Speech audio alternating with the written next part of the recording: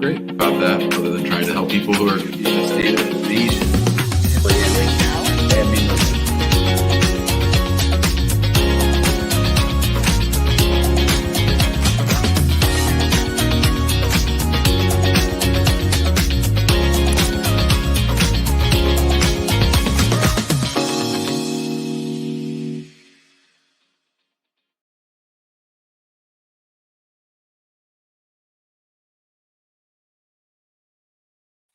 Welcome back to the Immigration Answer Show.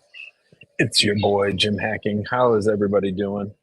I am at the airport in Orlando, FLA. Hope you all are doing well. I see James is watching from Florida. I noticed that we have Jay Gush, a new follower, watching all the way from Bismarck, North Dakota, one of the 6 states that I have not been to in the United States. How is everybody doing? All of our favorites are here. Laura, Munir, Robert, H&M, everybody back to back to back. Everybody's here. How about that? I've been down here meeting with one of my coaches, Miss Jardine Jackson, and I'm heading back to St. Louis. I'm excited. One of my sons came home on Sunday, and another one's coming home. Another one's coming home tomorrow. So that's really exciting. We got New York City and Texas in the house. How's everybody's week going? I haven't had a show since Sunday, I think. Monday, maybe? Monday night. We did one Monday night.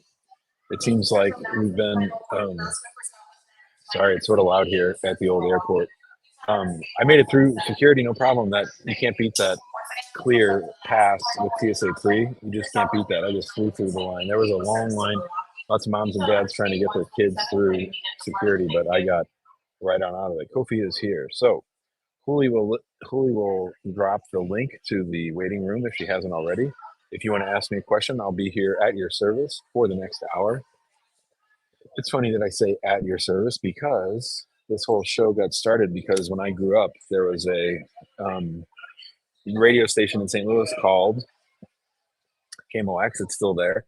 And they had At Your Service, which was sort of them answering people's questions and talking about the news. So Carolyn's here from West Virginia. Arlene is here. Yeah, I know, Laura. Part of me thinks I need a mask around here. But I just had something, so I think I might be okay. Who knows? You're the nurse, not me. Let's go ahead and hear from Auburn. Hey, Jim, how are you? I'm great. How are you doing? I'm doing good. Yeah, sorry. I just wanted to ask you just one or two questions. Yeah, I Go just for it. got married. I just got married last Friday. Yeah, and I came in here first through a visitor visa, like almost 2 years now, like 2 years ago. And then it got expired. I didn't want to go back because I changed my mind when I came here. I got sick. I had like rash all over my body, so I stayed. Yeah. So now I met my spouse like four, like 8 months ago, and then we got married just last Friday. So now my question is, am I able to get a driver's license? That's the question. Can you get a driver's license? That's the question. Yeah, can I get my license since I'm married now? I don't think I've ever had someone tell me they got married on Friday and their first question was, can I get a driver's license?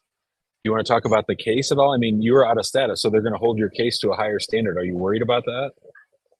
Yeah. And then also my other question was, how soon am I able to file? Because You I can don't know file. much about this. I asked my spouse. She's like, just tell me when you're ready. When you think is the right time to file. Like I don't know when the right time to file. So we just spoke about that today. So I was like, let me try and call Jim. Maybe he can Oh, okay. advise. Okay. So let's make sure that um, we're all on the same page. Your spouse is a U.S. citizen, Yeah. and your spouse has never been through the immigration process before. No. Does your spouse know your immigration status? Know that you're out of status? Yeah, she knows that. Okay. What country are you from? I'm from Africa, Zambia. What was the purpose of your visit to the United States? I came to see my cousin. And did you, in fact, go see your cousin? Yeah. I was living by a house. Okay. And Yeah, um, until I met my spouse. did you work at all in the United States yet? Uh, just for like 3 months. No. So the answer is yes. I worked without permission. Yeah, Don't qualify yeah. and just say just 3 months. I mean, I would say if I were you and you can afford it, you should call our office, because if you don't know really how the process works and your spouse doesn't know how the process works, you're out of status, so you're on the fraud alert.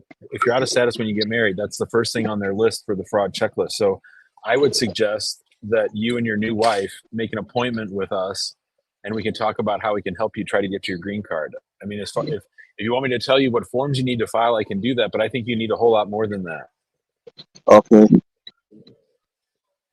All right. I'll do just that. And How as far about as your answer, you won't be able to get your driver's license until you get your work card. So you can't get your work card until you file. And one thing I've noticed is that for people that were out of status at the time that they got married, they seem to like to slow down those work cards. So I don't know if you're going to get it very quickly. I see. Yeah, because we don't know what to stand and what to do. So uh, let me ask first. Yeah, well, Yeah. if you want to send an email to the office and say I'm Auburn, I was on the show, I was the first caller with Jim today on Wednesday, then we can set you up. You can talk to one of our lawyers, and we can go from there. Okay. All right, Jim. I'll do just that. Okay. Thanks, Auburn. See you, buddy. All right. Thank you. Bye. Bye. All right. All right. That was Auburn. Let's go over to Mako. Hello, Mako. Hi. How are you doing? Good. I have two questions to you. Then one is about my son's student visa. So my son Okay. came to America with a B2 visa from Japan. Then that B2 visa allowed him to stay April to end of October. Then in July he found a community college where he wanted to attend. So he enrolled application to the community college. Then we find out Yeah. F2 visa will take our time to get it. So at that time, like in July, we filed 1797 to extend his visa. Then we filed his 1797 visa July 21st and accepted September 14th. Then in September, we 797. got, yes. Sorry, 797 isn't a form. sorry, 797 isn't a form. 1I539, extending his tourist Right. visa. Then he got approved in September 14th. Then school gave us our I-20 admission for attending school. Then once we got the I-20 from community college, we filed F1. Then we filed F1 visa in September. Then he submitted his biometric in September as well. But still, F1 visa is pending. However, his visa expired on January 15th next year. Then school staff said, if he cannot get the F1 visa anytime soon, they have to change school starting date from January to next available class, which is August. So my first question is my son legal to stay here if he get the F1 visa in March? Why did he come for a visit? What was the purpose of his visit? Because I am his mother, is here as a green card. How old is he? He's just become 21 last August. Okay, but who told you that he could come on a visit visa and then change to an F1? That doesn't work anymore. That hasn't worked in 7 years. It works like 1 out of 20 times. And what happens is you get in situations like he is in now, where you have a extension request out there, you have a change of status request, you have confused them, and you're not doing this the right way. The right way is for him to come to America, look around, see if there's schools, and then apply for an F1. But instead you filed for a change of status, and that doesn't work anymore. So this mess that you've now created was very, very predictable. You're not doing it right. I know if he filed F1 visa in Japan, it takes only a few days to approve it. But since right. So why didn't he just go back and do that? No. I didn't know, No. so I use a extension visa, then apply another 539 to change For change, student right. visa to F1. Then school start, and That then does, school that said, does, right. That doesn't work. That doesn't work anymore. so It doesn't then, work anymore. but they're still pending though. USCIS site said still Sure. pending. Then I checked the remain waiting time, then it said like another 4 months to approve his case. But by the time It's a his lot more than current 4 visa months. is, A lot more. When did he leave? When was his 6 months? Original 6 months. When were his original 6 months up? is April to August. No, October. B2 is. He entered here April, so which is 6 months from April is October is expire. Then we file extension. Then it's allowed to January 15th next Right. year. The extension got granted? Which one? Yes, The that's B1, B2 extension, did it get yeah. granted? Yes. Did it get granted? Okay. And it's so approved when is it? That's up in January? January 15th next year. They extended to January 15th next year. That's the notice from the government. So here's a question. When he applied for his visit visa, were you already here in the United States? No. I was in Japan too. So how did you get your green card? Married with US citizen. So his stepfather is And a you US got married, citizen. and that marriage happened after your son was 18? Yes. And did you got an immigrant visa from the embassy and your green card followed you. You didn't adjust status in the United States. I did adjust my status in here. Right. Okay. So what was your status before you adjusted status? B2. I was here with B2 visa, then changed to the green card. Then I got the green card like 5 months. By marrying a U.S. citizen. Yes. Then I got 5 months. Mako, you seem like a very, very nice person, but you guys are playing really fast and loose with the rules, right? So let's talk about this family history. In the family history, I have a mom who came to the United States on a visit visa, married an American citizen, and applied for adjustment. Then I have her son, who's over 21, who gets a visit visa to come to the United States, then files for an extension, then files for an F1 visa. Do you know what this looks like to everybody? Do you know what this looks like to immigration? It looks like you guys are not following the rules and you're trying to jump the line and you're not doing things the right way. So I don't know. This is like, hold on. So if this is one end of the spectrum, this is people who play it very conservatively, and this is people who play it very safe. You're very very safe over here and very living on the edge. You're like way out on the edge. And so I don't know what to tell you. I honestly don't know what to tell you, because I think if he goes back now, they're never going to let him come back because they think you guys aren't following the rules.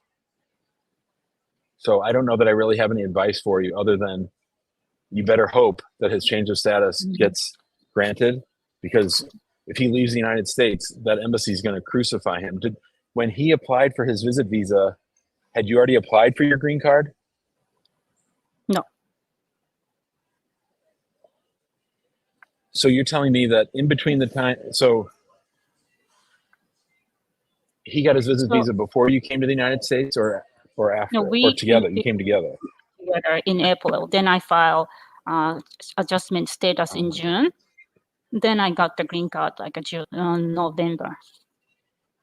That was And so the person that you married, the person that you married, did you know that person before you came to the United States? Of course. I know him for a while, long time. Okay. You say, of course. Okay. When you came to the United States on your visit visa, did you and your son go move in with the guy that you ended up marrying? Yes. Like the first day, you went straight to the person No. whose house is that you After married? 2 months. Where'd you go for the 2 months? No, I moved into this house when we come here. Then I'm still living in this house from April of this year. So that's what I'm saying. So in April this year, when you got off the plane from Japan, you went straight to the house of the person you're now married to. Mhm. Oh, But man. this is not I think this is not my first time. I'm visiting this house like last year too. Did you tell them that's why you were coming to see your fiance? No, they didn't ask me anything. Okay. All right. So what's the overall question for me? I mean, I think at some point this is going to come out to bite you guys. It's going to bite you when you apply for citizenship. It's going to bite you when you apply for your 10-year green card, or it's going to bite your son. You guys have really, really pushed the boundaries of what they consider to be immigrant intent. I think But this is a big, big mess. But I never tried to be U.S. citizen. I'd like to keep Japanese passport forever. So then, Okay. then, Well, then, hopefully I'm wrong, but I think your son's in trouble. Hopefully they'll grant his F1.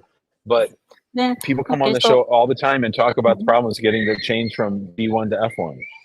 Okay, then if his F1 visa is approved like March or March, February or March, based on his remain time on USCIS website, then I heard as long as he's pending a visa, he's legally to stay here. Then if he get the F1 visa March, but he cannot attend the school to August, which is next available lesson. I don't think they'll do that, because they'll know when school starts, and they'll ask him, they'll send him a request for evidence to show that he can go to school. So I don't think this is going to work. So, but if he gets the F1 visa, but he can't attend the school until August. Mako, I'm going to let you go. Mako. I'm going to let you go. We're talking past each other. We're just not able to communicate. I'm sorry. I'm going to have to let you go. Sometimes people just want you to tell them, yeah, that's a great plan you got there. Let's just keep doing that. And I just can't do it. Countdown to the 500th is in the house. Hi, Jim. How are you? I'm great. How are you doing? I'm good. Because I have two quick questions. One is regarding the I-485 number 61 on public charge. I don't really understand that question. Are you subject to the public charge ground of inadmissible under INA section 212A4? So you're saying you don't know how to answer that yes or no question? Like, are you subject to? Yeah. So for like 6 months, Jim was telling everybody the wrong thing, but everyone has convinced me that I was wrong, and that that you're supposed to put yes, and then you have to walk through the analysis. So you answer that, and then you keep answering the questions that follow. Okay. So, but what does it mean though? What does section 212A INA mean? So remember that there are lots and lots of old reasons and new reasons why someone can't get a green card. Okay. So people can't get a green card for health reasons, for crimes. One of the old prohibitions, old things that kept people from being able to come to the United States was that they were a public charge, which means they're not going to be able to support themselves. Okay. So when Donald Trump came in office, they added this big old section on public charge, because that little Nazi Stephen Miller that worked for Trump figured that they could deny most green card cases because they could prove that the immigrant doesn't have enough money to support themselves in the United States. So Biden has tried to change that a little bit. And so now that's the current framework. They list all the kinds of cases that are subject to the analysis of public charge, and marriage-based green cards is one of those. And so then you have to, after you do the analysis, then you have to convince them that you're not going to become a public charge. Okay. All right. Thank you. One more question, please. So I have Sure. a friend. She just recently submitted her marriage-based green card, everything. And she had a baby with her US citizen husband. But he found out that the baby isn't his. So like Jerry Springer, the baby isn't his. Yeah, so my question is, are they going to do a DNA test? Like, I mean, obviously the families they are still together, but obviously he's very upset. But I don't know, how would this affect our immigration case? I want to understand. So the immigrant is the man or the woman? The immigrant is the woman. So some lady, did she come on a visit visa? Did she come on a fiance visa, a spouse visa, or what? Came on a visit visa. And then she married a U.S. citizen, That's correct. and he filed or is thinking about filing an So I-130 he for filed her. already. They've submitted. I mean, they just recently submitted. So, you know. And after So, submission, the baby was born after they submitted. yes, exactly. The baby was born after, they submitted. And is the U.S. citizen's name on the birth certificate? That I'm not sure. I don't know. So what's the question for me? I mean, this Oh, yeah, affects lots of things. He yeah, might so say, screw this lady. She's cheating on me. Why am I going to sponsor her for a green card? yeah, I mean, And he's willing USCIS to might find forgive out. her. He's willing to forgive her, but my question is, I know because I know some time ago a caller called. I don't know, but so basically my question is, do they do DNA tests for babies? You know how you like if they have an interview for their case and they say, "Oh, I had a baby." So let's just imagine his name is on the birth certificate, even though he's not the father of the baby. Would they do a DNA test? The government can't do a DNA test. No, they can't Okay. do a DNA test, but they can Okay. ask everybody under oath what the story is. Oh, okay. And more importantly, the U.S. citizen might wake up and say, I'm not sponsoring this lady anymore. I want to withdraw my I-130. That's what I would do. Okay. And more importantly, even if he doesn't and they find out about it, then they're going to think that it's a fake marriage because she really has this other boyfriend and maybe that other boyfriend isn't a U.S. citizen and can't sponsor her. And this guy, the U.S. citizen, is getting paid to sponsor her. Yeah. Okay. So it's a big old mess. It is. All right. Thank you so much, Jamal. We can't wait Thanks. for Okay. Friday. Thanks a lot. Friday's going to be fun. Yep. See ya. All right. That's a great reminder. On Friday, we're going to do our 5-hour show, episode 500, from 11 a.m. to 4 p.m. We're still working on time slots, so we don't know when Juli's going to be on. She'll probably be on and off probably most of the day. But we'll be here for 5 full hours, taking your questions, talking to friends. Should be a lot of fun. We're also going to try to raise $500 for the MICA project, which helps undocumented immigrants going through the deportation process. Mira is here. Hello, Mira. Hi, Jim. How are you?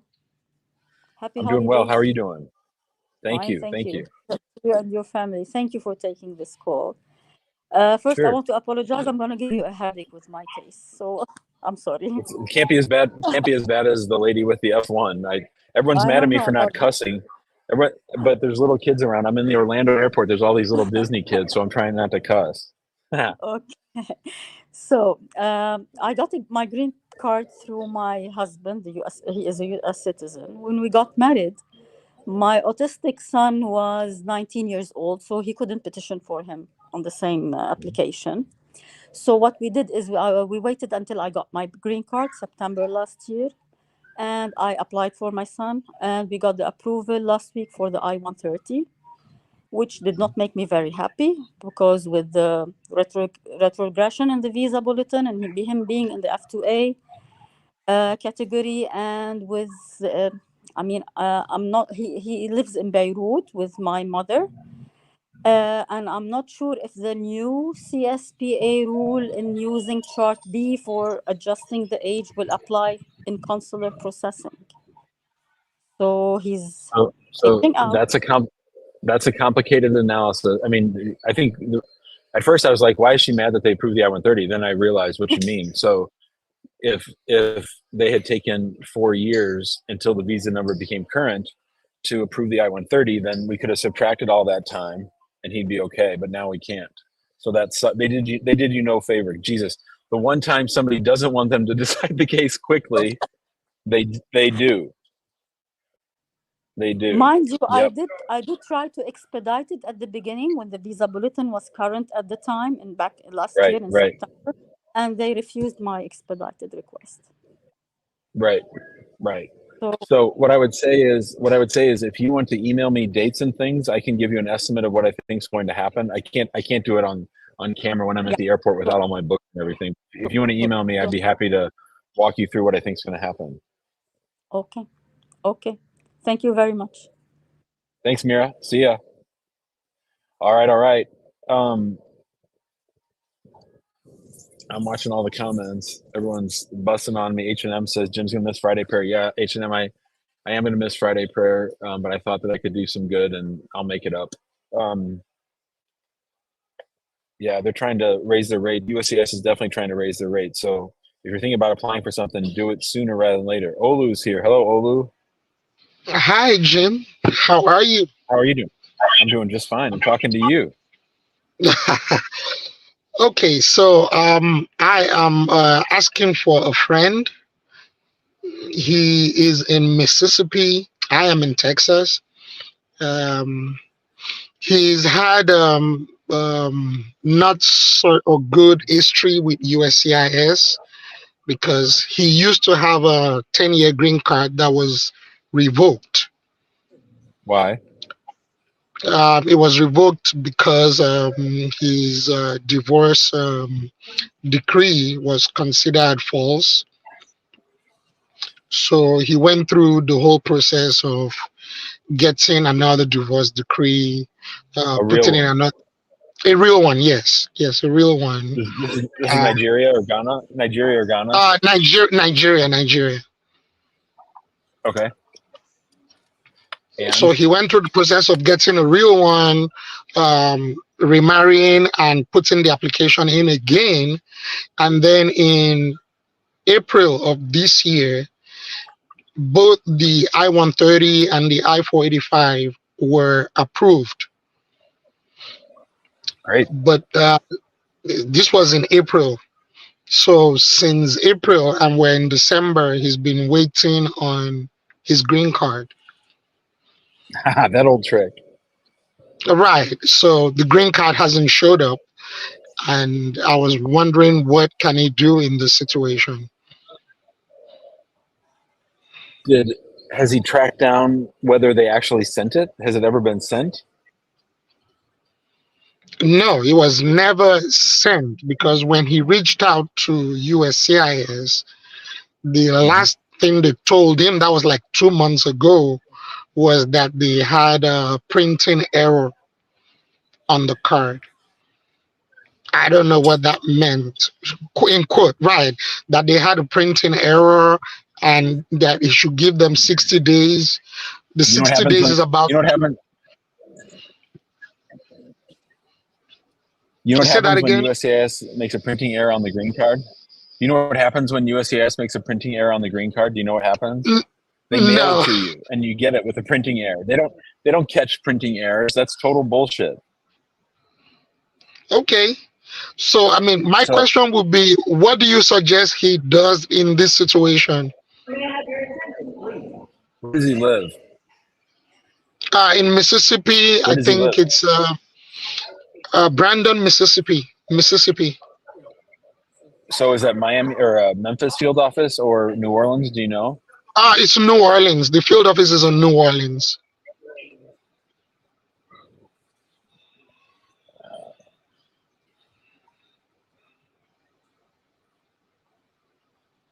And you said they just filed in April, right? No, he got approved in April. The case got approved in April. He filed in 2021, July of 2021. The second case? Yeah, the second case, yes. So he probably needs to sue them because I have a video on this. If you don't actually have the green card in hand, as far as I'm concerned, you don't have an approval.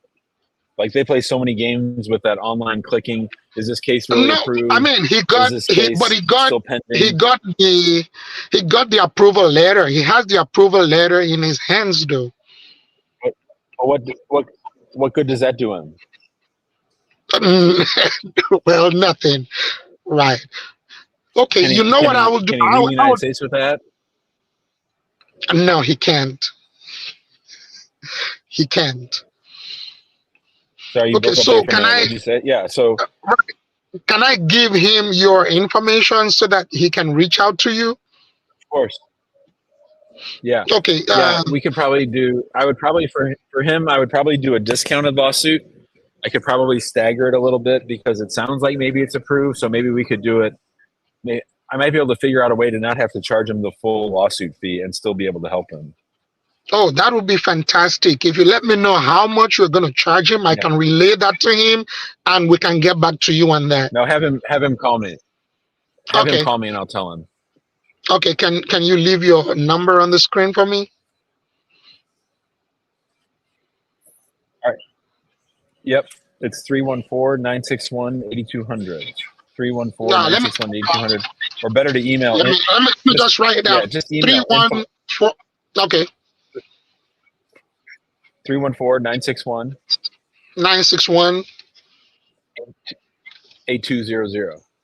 8200. Okay. Thank you very much. I'll have him call you. His name is Sean. He will call you and then Thank you, Olu.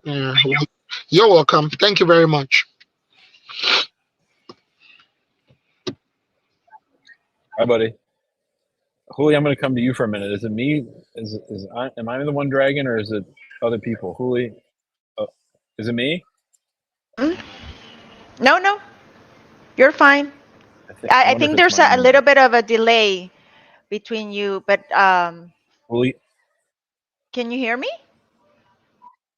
You can hear me? Hello? Okay, can anyone else hear me?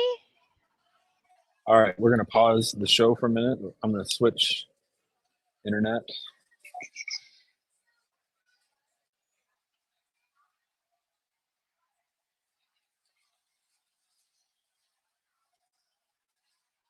All right, seems like we're back. Are we back?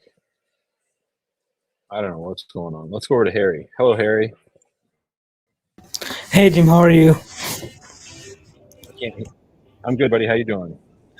I'm good. So I have a few questions regarding the I-485. So the thing was, I came to the US in June, and I graduated my high school in India, and then I applied for a college in India. So I was supposed to study there. My father was here. He applied for his green card, and I was supposed to come here after my college degree.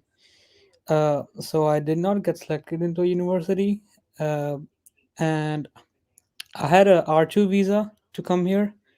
So I researched, my family researched, and they found out I was allowed to study here on that R2 visa. So I came here on the R2 visa, and then my father's lawyer said to apply for I-485 because his I-360 was approved, and even though that was out of like current date, it was like not current, the priority date was not current, and it got received, and they issued a work permit and a travel document.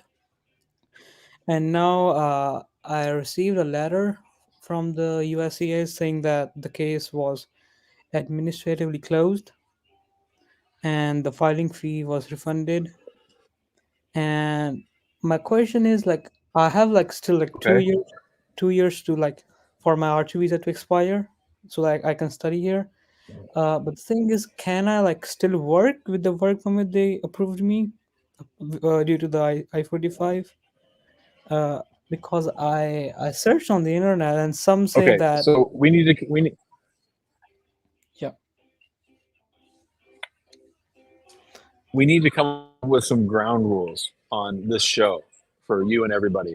I can't analyze a super complicated immigration question like this without seeing the documents, without there being a case for us to get involved in.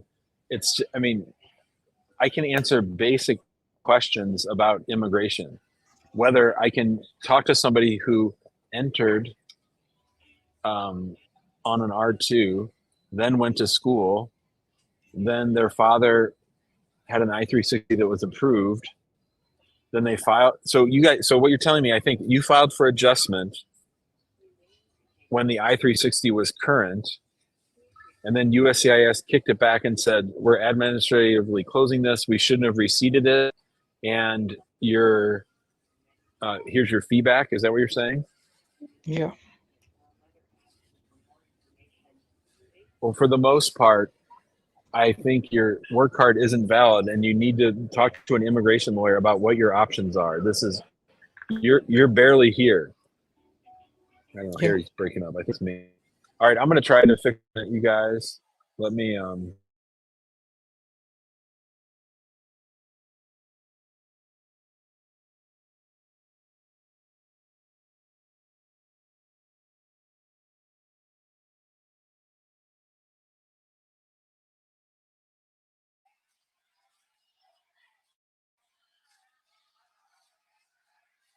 Am I here? Can you hear me, Huli? I don't even know what goddamn network I'm on. What the hell? Okay, here we go.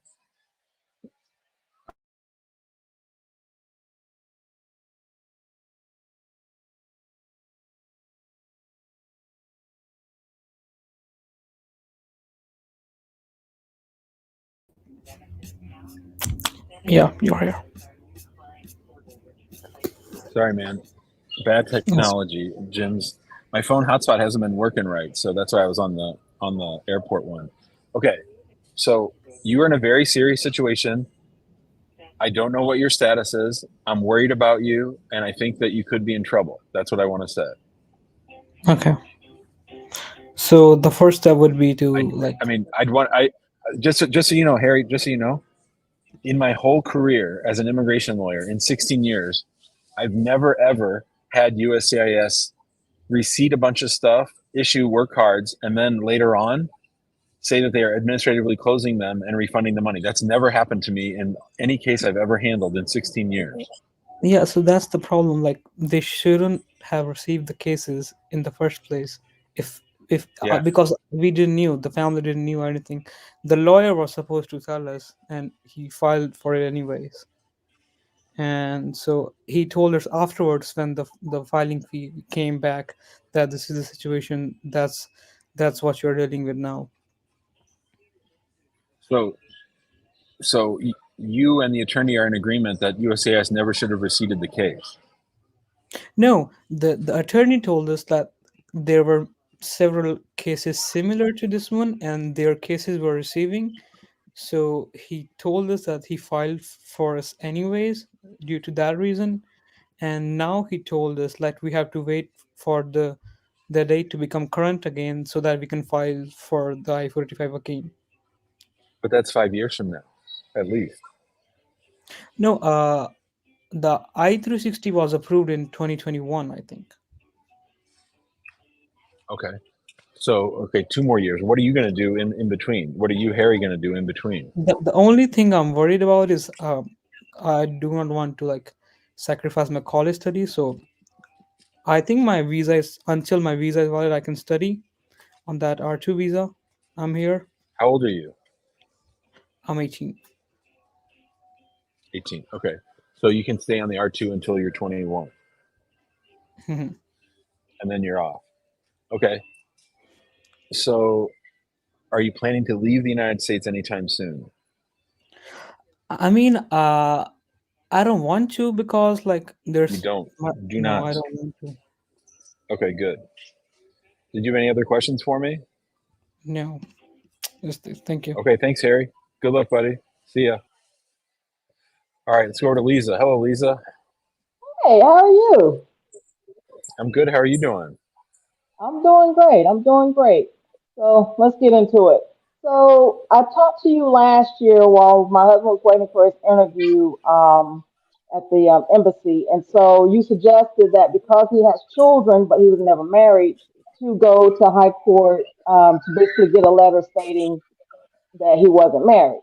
So he obtained that. And so he had his interview the first, I think the 5th of this month. And so they put it in administrative review. They gave all my documents back to him, but kept his. And so they did request. He told me that they had asked him where was his divorce decree, and he's like, it's not. They said it wasn't there, and he's like, it wouldn't be there because I was never married. And so they did that letter. They did request something to that letter. And so when he got a 221G, but they didn't ask for any more documentation to be uploaded.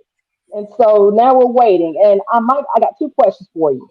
One is, what is a reasonable amount of time? Because I know that they don't really give a time frame as far as how long, before they get an answer, we can get an answer back.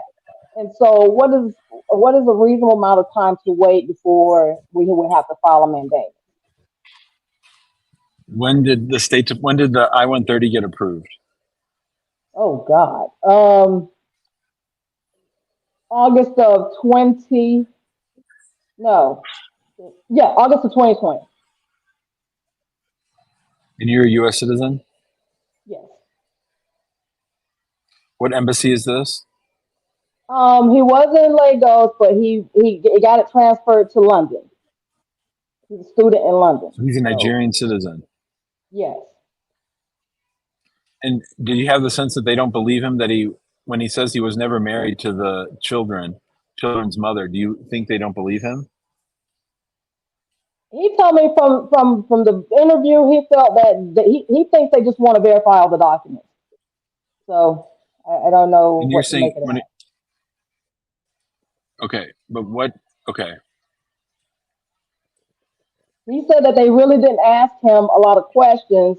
I mean, they asked him, a few questions. I felt like he said that they asked his oldest daughter a question, which I kind of felt was like a trick question, because they asked her, is she married? And she's like, no. And then he said, the officer said, you would still qualify, it's okay.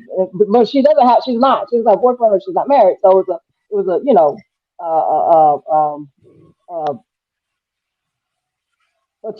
true answer. You know what I'm saying? so clearly, And so clearly, it's fair to say that the issue of his marriage is the number one issue for them right now. Clearly, they're focusing on it if they're talking to his daughter about it. But the question was directed towards her, not him. Yeah, but they're using her as a witness. They're trying to get her to spill the beans and say, yeah, they were really married. Oops, sorry, I wasn't supposed to tell you that. They're asking if she was married, not him. Oh. Okay, sorry, I misunderstood. Okay, so what's your question for me, Lisa? How long do I think? My question is, what is a reasonable amount of time to wait before we would have to file a mandamus to get an answer? I would say legally you can do it now, but I would give it some more time just to maybe save you money. I would wait 90 days and see what happens before I file the lawsuit. I was thinking 6 months, but I wasn't sure. Should I wait a year, which I don't want to do? Okay. Okay, gotcha. The second question is Lisa. a terrible one. Yeah. Is a terrible one, but it needs to be asked. My original attorney passed away, and there were fees that were I say original, but my only attorney, he passed away this month. And so I'm trying to figure out as far as what happens with the fees, because there was really not much of anything that was done in terms of service. So do you have any idea or any direction to point me into to figure out like how can I recoup some of the fees or something? What is there left for the dead attorney to do? What else is there for him to do? I don't even know. There isn't, but I'm just trying to figure out, is my money gone or is it not gone? I mean, in terms of service, because how much did you pay him? I paid him $3,000. Well, no, 3,500. Excuse me. That's not much. As much if you don't have. if he got the case, technically, if he got the case all the way to an interview, I mean, that's something we charge almost $6,000 for. And so there's nothing. I mean, once the interviews happen, there's not much for the attorney to do. So I feel like he's earned. He's earned his money. That's one thing. There's nothing left for him to do. The case. I mean, some lawyers don't even prep their clients for their embassy interviews, but then after that, there's not much to do. Maybe a couple follow-up emails, but he's earned the bulk of the money by doing all the other stuff that he did to get it this far. And that's one thing. And then practically, I don't think you're going to get the money back from him, because you'd have to make a claim with his estate, and you'd be trying to take money away from his kids or his spouse or something. I just think a judge is going to say $3,000. Yeah, he worked on the case for 4 years. I think he earned the fee, and that's the end of that. Understood. Okay. I mean, even if let's say he was the worst attorney on earth, which he wasn't because he got it this far, but let's say he was. the chance of you getting that money back from him, even if you'd given him $3,000 3 years ago and he hadn't done a damn thing and he died last month, I would tell you to forget about it because you're never going to get that money.